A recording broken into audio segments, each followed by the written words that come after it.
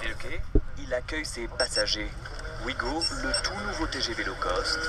Et cela réserve parfois quelques surprises. Je vide mon sac pour qu'il passe dans mon bagage compris avec le billet, sinon il y a 40 € de supplément. Et je paye pas un billet 40 € pour avoir 40 € de supplément. En rangeant bien, ça passe, mais de justesse. Il y a très peu d'espace bagages, il faut mettre les bagages sous les sièges. Donc c'est important que nos clients soient assez disciplinés par rapport à ça. Moins de bagages, mais des prix plus bas. Avec cette stratégie, la SNCF espère attirer de nouveaux clients, comme ici, entre Marseille et Marne-la-Vallée. Là, c'était moitié moins le prix. Donc au lieu de 80 et quelques, je payais 40. Mais à ce prix-là, de nombreux services sont payants, comme le deuxième bagage, 5 €, ou encore les prises électriques, 2 € par trajet. Enfin, si vous n'avez pas eu le temps d'imprimer votre billet avant le départ, il faudra compter 5 € de plus. Surtout, la SNCF a réaménagé ses trains.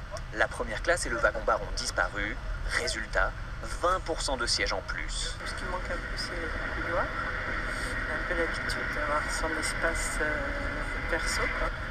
Pour être rentable, les trains roulent beaucoup plus et desservent souvent des gares périphériques.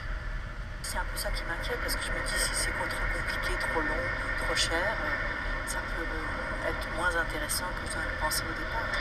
À Lyon par exemple, le train s'arrête juste à côté de l'aéroport.